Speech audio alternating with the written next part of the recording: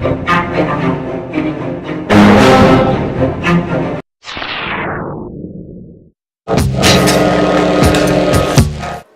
is Brian with ScreenFiles.com and Review. What I'm looking at today is The Order, a new series that turned up on Netflix.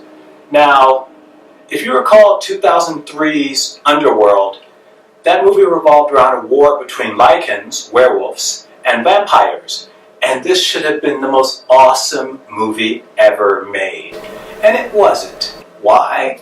Because it decided that people would want to see essentially The Matrix more. It's very weird to me, and I despise it. I mean, they're not terrible movies. The Underworld series, I should say, aren't terrible movies. But the fact that you have these beings of such ferocity and power, such as werewolves and vampires, and they're shooting guns at each other. Why are they shooting guns at each other? People I can understand using guns, because we aren't as powerful as these beings are supposed to be. But that werewolves and vampires are shooting guns seems so dopey, and I hated it. The idea. Again, the movies, they're not terrible, but they're not that good either. And so, as a result, I didn't like the Underworld movies much at all. They were, to me, the squandering of such a perfect idea. And that brings me to The Order, which was released this year. It involves a similar kind of conflict, in that you have werewolves against witches in this case. And I was thinking that I shouldn't let anyone know that they're werewolves against witches. But, I mean, you can really look at the movie poster and see a werewolf. Kind of gives it away. So in any case, you have Jack Manley, who's going to a college to try to become a part of the Order of the Blue Rose, which is essentially a coven of witches and warlocks. I suspect all 10 episodes of The Order, it's a 10-episode season, doesn't have the budget of Underworld, one Underworld movie. So they wisely don't show a lot of the werewolves, which I get. I mean, I'm pretty sure if they looked, they could have found werewolf costumes, really good ones. I mean, Dog Soldiers, The Howling. I'm pretty sure there are werewolf costumes they could have used if they were willing to look. But in any case, I assume they didn't. And you mostly get CGI werewolves. And they're not bad looking, and they don't show them long enough for you to realize how cruddy they probably are. That's not a bad thing. What's problematic, though, about The Order is that it doesn't quite know what it wants to be, in the sense that it felt like Harry Potter, the college years, or Degrassi Junior High with werewolves and vampires. It's hard to figure out what audience this show is aiming for. Conversely, if you look at a show like The Magicians, which is very adult-orientated, and the way characters respond to each other, and the stories are very adult-orientated. There's no doubt what group The Magicians is aimed for.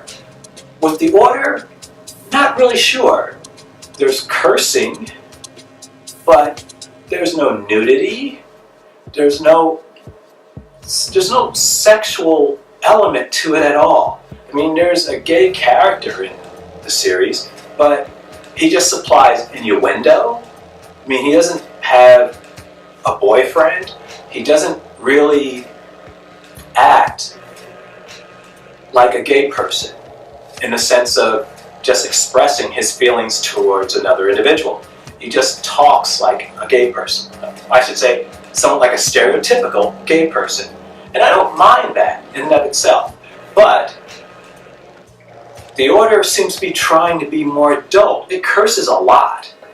And I would argue more cursing than, in fact, in The Magicians. And it seems they're overcompensating by doing that, essentially acting like it's a more adult show when it's really not. And again, keep in mind, I don't mind if this show is aimed at a younger audience. I don't mind it at all. But my thing is, if that's what you're trying to do, then do it. Don't throw a bunch of curse words in there and suddenly act as if this is aimed at an adult audience because of all the cursing. It's not, and just makes it terribly not sure of itself. The story is pretty interesting, though they give away something very important very early in the series. In fact, I want to say by the second or third episode, keep in mind there are only 10 episodes of this. So by the second or third episode, they give away a very important connection between characters. And having seen all 10 episodes, it seems to me that that's where they should have ended on. In other words, that should have been a reveal held back to the 8th or 9th episode. It would have worked a lot better.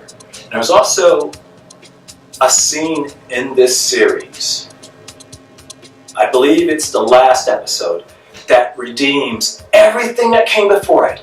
It is literally that clever.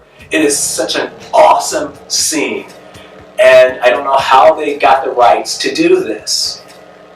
Actually, I think I know how they got the rights to do it, but I'm not going to tell you because you need to see this for yourself. It's a remarkable, incredible scene. It only lasts for about, I want to say 3 or 4 seconds, but at least for me, it made everything that followed worthwhile until they ruined it by having the most preposterous of endings. So it's not a great series. It's entertaining, it's well acted, but it lacks focus. It's almost like it's trying to be what it's not. Either be an adult-oriented series or don't. You can't have it both ways. And I should mention that the werewolf transformation, or how one becomes a werewolf, is really interesting in this series. I really like it. It's not that it's great in and of itself, it's that it's innovative and it's different and it's interesting. I really like it. And it happens to save a lot of money on transformations, I would imagine, as well. But it's kind of clever. But all in all, the order, if you got a lazy Saturday or Sunday, I would watch it if you like werewolves and magic and witches, that type of jazz. But just keep the expectations reasonably low. You have a good time with it. This is Brian of ScreenFiles.com and Review. Peace.